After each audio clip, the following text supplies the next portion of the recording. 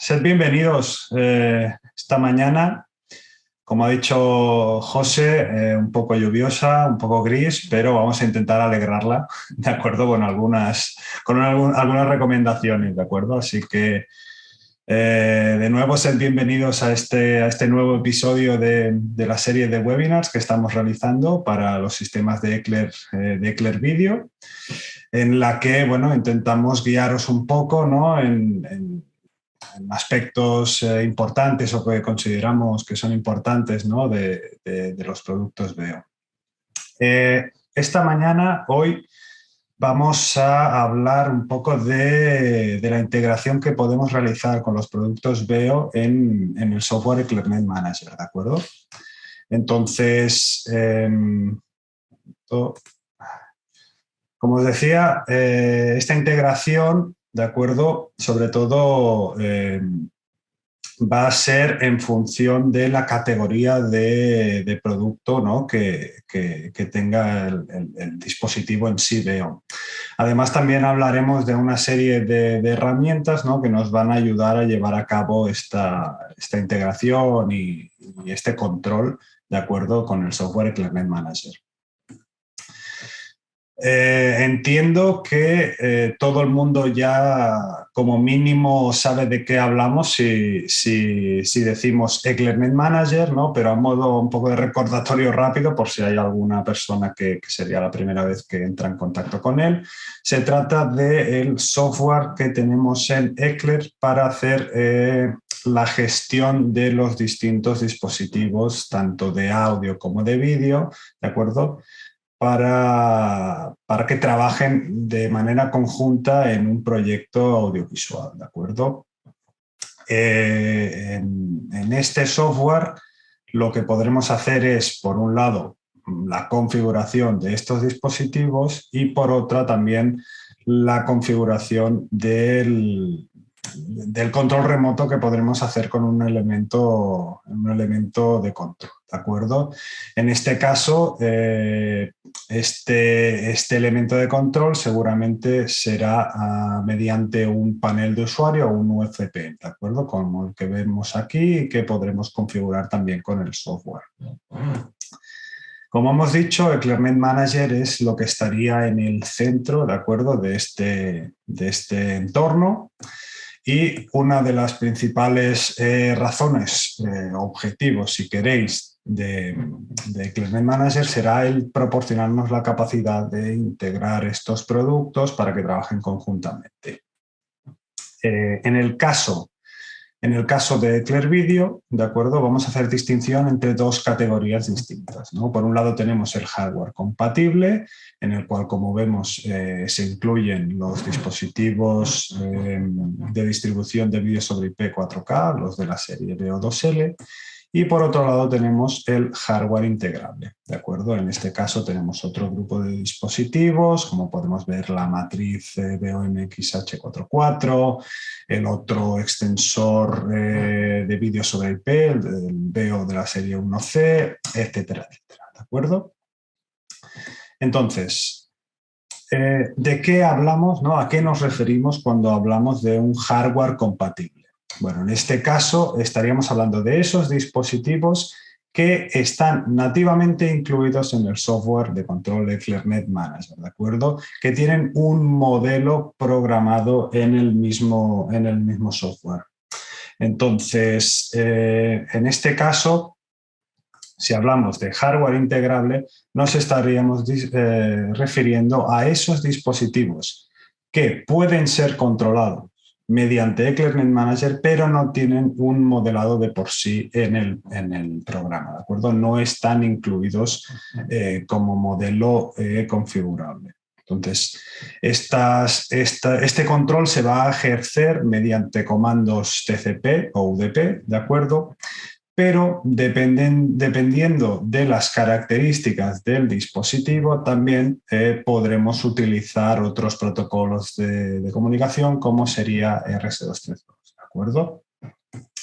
Entrando ya en la primera categoría, hardware compatible, recordemos, son esos dispositivos que están nativamente programados e incluidos en el software de control, ¿de acuerdo?, y que se pueden operar directamente desde él, vamos a hacer un poco una pequeña guía paso a paso, ¿no?, de cómo sería la asignación de estos dispositivos a un proyecto y tal. Vamos a ir bastante rápido porque esto ya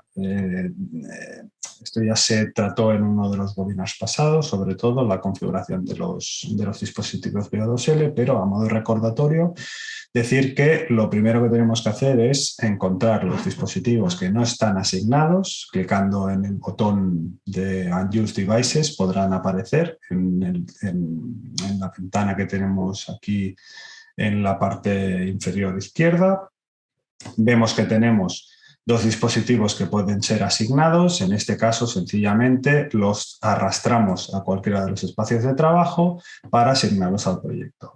En este caso solo tendríamos dos, pero imaginemos que hay un mayor número de dispositivos y queremos asignarlos todos de golpe. Simplemente clicando el botón más se incluirían todos en el proyecto. ¿De acuerdo? Una vez los tenemos incluidos, importante tener en cuenta el pilotito verde, ¿de acuerdo?, que nos indica que están listos para ser configurados o operados. Simplemente clicando en uno de ellos, imaginemos, por ejemplo, que clicamos en el transmisor, se nos abriría el cuadro de diálogo específico de configuración de ese dispositivo. En el caso del transmisor BOXTI2L, pues vemos que podríamos modificar los ajustes de red, el canal seleccionado o el modo de broadcasting, ¿de acuerdo? Cada dispositivo tendrá sus características.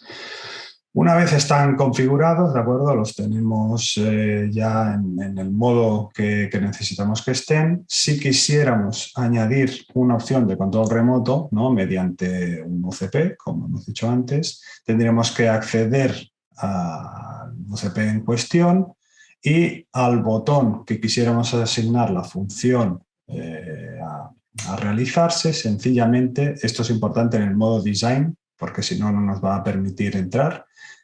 Clicar dos veces y se nos abriría la ventana de selección de parámetros. Como vemos aquí, debajo de la pestaña de dispositivos nos aparecen los que tenemos seleccionados en el proyecto y sencillamente es seleccionar qué función, ¿de acuerdo?, queremos que realice. ¿De acuerdo? Si vamos a lo que es hardware integrable, recordemos, es esos dispositivos que pueden ser operados mediante ClickNet Manager, pero que no necesariamente están incluidos en el software. Tienen un modelo como el que hemos visto antes, ¿no?, que se puede asignar directamente. ¿De acuerdo? El principal actor en esta tarea va a ser el botón NetStream. ¿De acuerdo? ¿Qué distinción hacemos entre un botón NetStream y un botón normal? Pues en primer lugar, que es el que nos va a posibilitar enviar una serie de comandos TCP, ¿de acuerdo?, a el producto que queremos controlar en este momento. ¿De acuerdo? Esto también se puede hacer tanto para los productos BEO, que son los que nos ocupan, como para productos de tercero y que nos pueden ayudar a integrar dispositivos de control. Aparte de vídeo, podría ser audio, podría ser iluminación, etcétera, etcétera. ¿De acuerdo? Entonces, a nivel visual, este botón no se distingue nada del botón normal, pero en el momento de entrar en su modo de configuración, en vez de aparecernos la ventana, el cuadro de diálogo, como el que hemos visto en los dispositivos compatibles, ¿no?, donde aparecen directamente los dispositivos y las funciones, lo que nos va a aparecer es esta otra ventana en la cual nosotros introduciremos un comando, ¿de acuerdo?, que tendrá una pinta como la que veis aquí. Estos comandos, ¿de acuerdo?, tienen que seguir un formato establecido. ¿De acuerdo? Hay una serie de parámetros que van a tener que incluirse tanto para su identificación, ¿de acuerdo?, como para su operación. Si cogemos, por ejemplo, este otro panel en el cual vemos una serie de funciones, en este caso nos vamos a centrar en la del panel de vídeo, ¿de acuerdo? Si nos fijamos en este botón, intuitivamente lo que entendemos es que al clicarlo, ¿de acuerdo?, se nos va a seleccionar esta entrada. Si viéramos el comando que se usa, ¿de acuerdo? Este es un ejemplo de la pinta que tendría que ser, veríamos cómo efectivamente seguimos la estructura de marcar qué protocolo estamos usando, la IP del producto al cual estamos afectando, que va a ser al final el identificador principal, y a continuación el comando ya en sí, que es el que está afectando, digamos, al botón, ¿no? Estos comandos pueden venir tanto en código ASCII como hexadecimal, se van a encontrar en los manuales de usuario de cada dispositivo, ¿de acuerdo?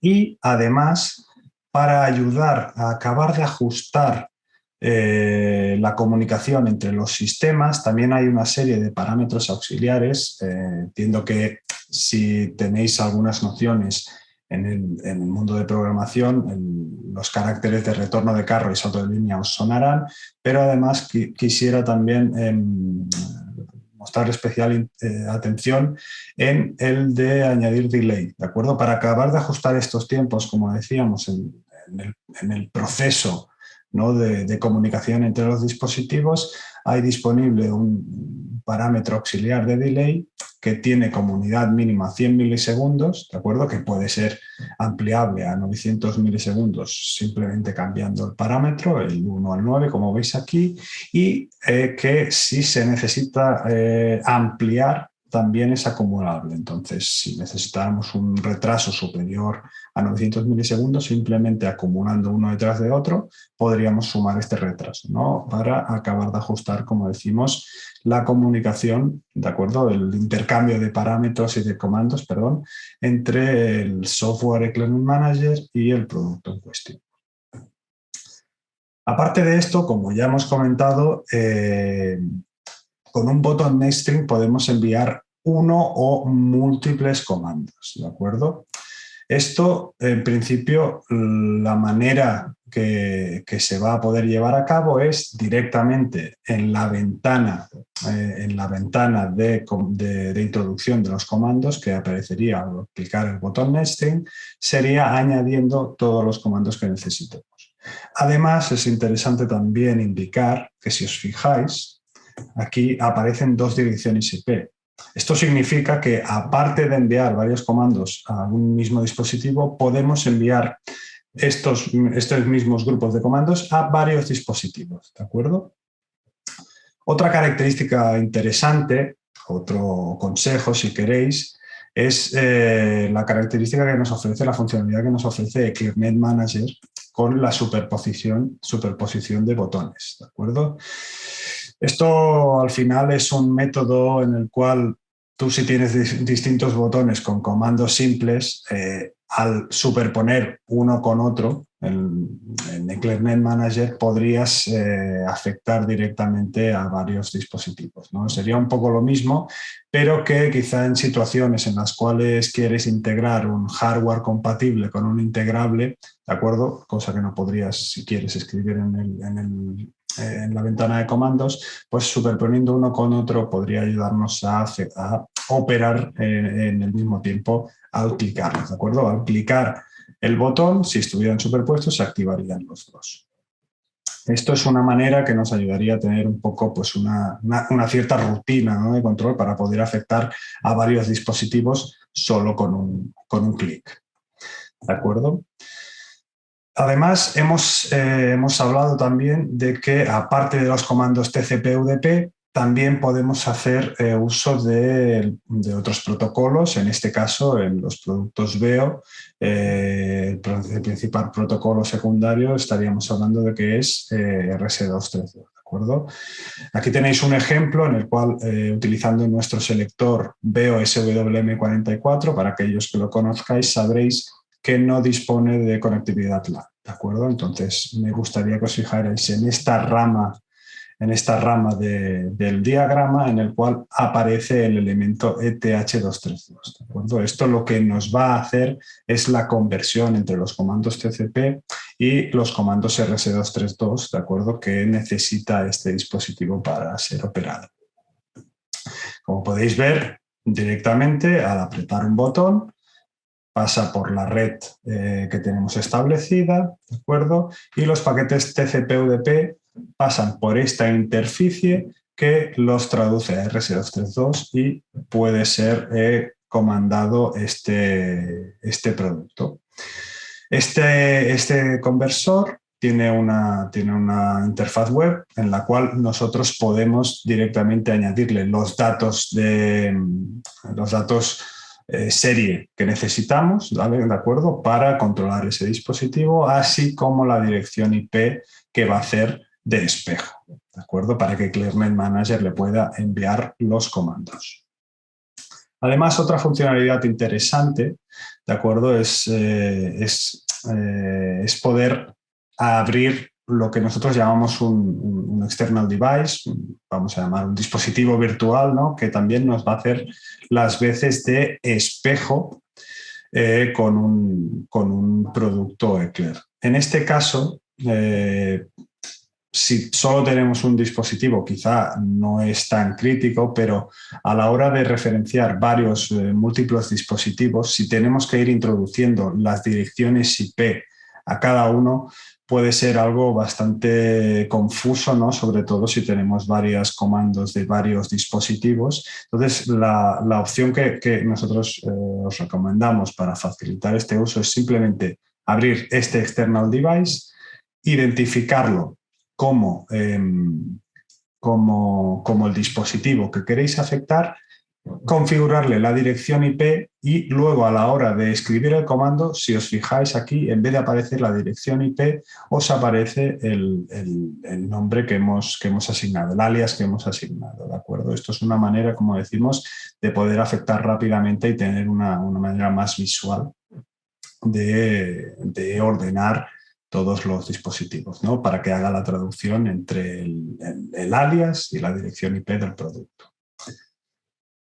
Volviendo un poco al ejemplo del panel anterior, ¿no? Y del botón que queríamos afectar, vamos a hacer un pequeño repaso, ¿no? de lo que es la estructura, ¿no? Los pasos a paso para configurar este botón. Entonces, vamos a utilizar un external device, ¿de acuerdo? Que nos hará de espejo entre la IP del dispositivo. En primer lugar, clicando sobre este external device podremos configurar su IP. En este caso, como sería un elemento que recibirá comandos RS232 en vez de TCP/UDP, deberíamos pasar por un ETH232 que nos hará esa conversión, ¿de acuerdo? Configurarlo con los parámetros que necesita el selector y a continuación escribir el comando, ¿de acuerdo? Que sería en este caso el de seleccionar la entrada de PC1. Una vez hecho esto, sencillamente se asigna el botón y a la vez en el momento de operarse, pues se ejecutaría este comando. Básicamente esto ha sido un poco el resumen, ¿no? de los diferentes aspectos que tiene la integración Veo. Como ha dicho José Roberto, tenemos ahora disponible un turno de preguntas por si tenéis alguna cosa que queráis comentar y si no, tenéis aquí mi correo a la vez que los de otros departamentos de Eclair en los cuales os podemos ayudar si necesitáis profundizar en alguno de los temas.